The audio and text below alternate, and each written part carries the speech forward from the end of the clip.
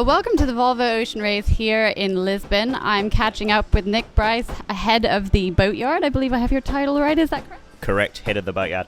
Fantastic. And the Boatyard, for those that don't know, is new to the Volvo Ocean Race this year. How's it been working out for you guys? Initially there was a lot of scepticism from some of the teams, but I'm proud to say it's worked out extremely well and probably beyond my expectations, to tell you the truth. And that's due to a lot of things, due to having great suppliers, due to the personnel, due to the people involved. And you say scepticism. What were people worried about early on? Well, because the Boatyard concept is brand new, no one had ever seen anything like it before. And I would go around and do presentations to teams, to suppliers, and tell them how it's going to work.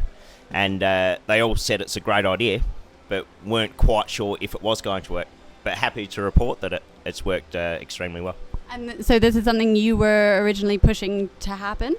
Yeah, it was derived from the last race when we were with the Volvo 70s, and it was recognised that we needed to help reduce the budgets and just to get some teams on the start line. And this is one area where we could pool our resources in staffing, in spare parts, in workshops, in everything, to just try and reduce the financial burden on other teams. And like I said, it's worked very well, and I think it's probably brought a couple of teams to the start line. And here we are, almost at the end of the race, with 7 boats about to go across the finish line. Very proud to say 7 boats. It's the fastest wind going back into the water this morning, so very exciting. And you say it may have brought some people actually into the race, some teams into the race. That's incredible.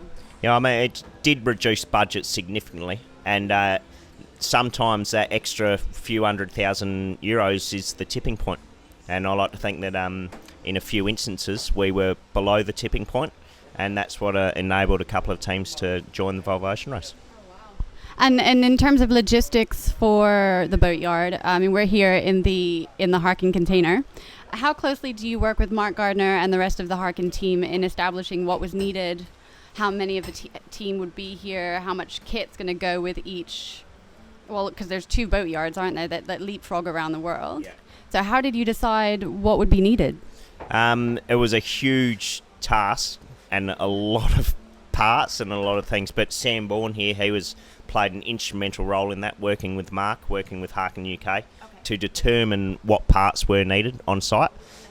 We had the knowledge of the Volvo 70 and what was needed to be serviced on the Volvo 70, and the Volvo Ocean 65 isn't too dissimilar to that. So we did have a history, and we knew what parts needed to be serviced, and we knew we needed to make these boats 100% reliable, and we've been completely successful thus far.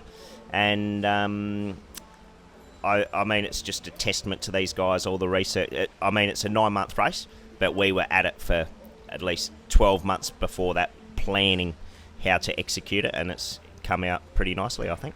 Well, and also thinking of the introduction of the one design and obviously standardizing the gear on the boats, that must have made the logistics of it easier to manage for something as big as the Boatyard.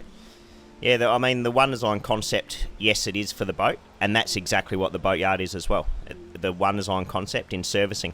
So no matter what your budget is, whether it's the smallest in the fleet or the largest, your boat's on the start line with the exact same work done by the exact same technician. So what I like to say, we're trying to limit the financial performance gain. So regardless of the budget, you're on the start line in the exact same condition, and it just comes down to the people sailing the boat. Which is actually what it's all about. It's making it a lot more exciting to see that everybody is on an even playing field from that start line. Oh, absolutely. And we're like almost at the finish here, and there were 2 big incidents, obviously Vestas going on the reef and the dropping of the mast of Dongfeng. But apart from that, the reliability has been very, very good.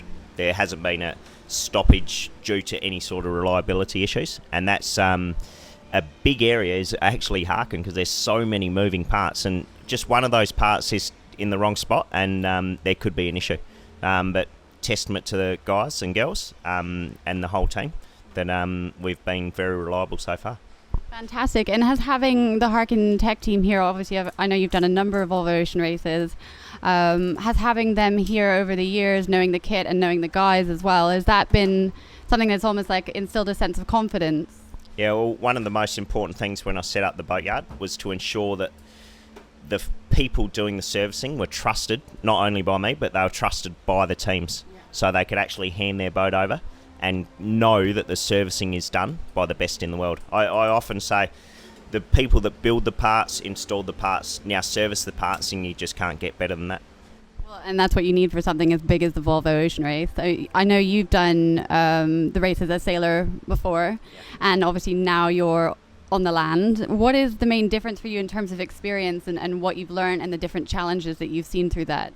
I think to actually having sailed on the boat and also been on the shore side, to actually combine those two has given me the experience to know what are priorities and know what aren't priorities. So, and I work with each department closely. And we have heads of department to make the call, but if there is an issue, I can hopefully tap into some of my experience to help out just to make that next decision to ensure that, at the end of the day, we get the boats on the start line and reliability doesn't come into it. So essentially having that knowledge of having raced the race in itself makes you ideal to be head of the Boatyard.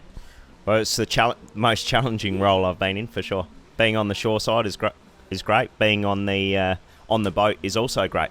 But for sure, this in my 5th edition, being the head of the Boatyard is the biggest challenge yet.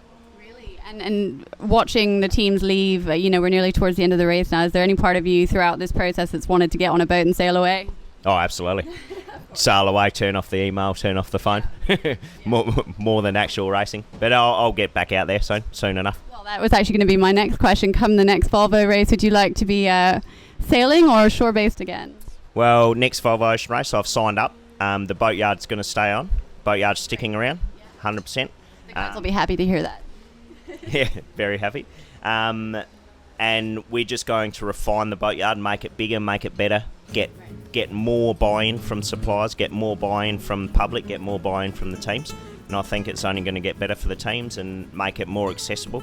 And hopefully we have the next race with 9 or 10 boats.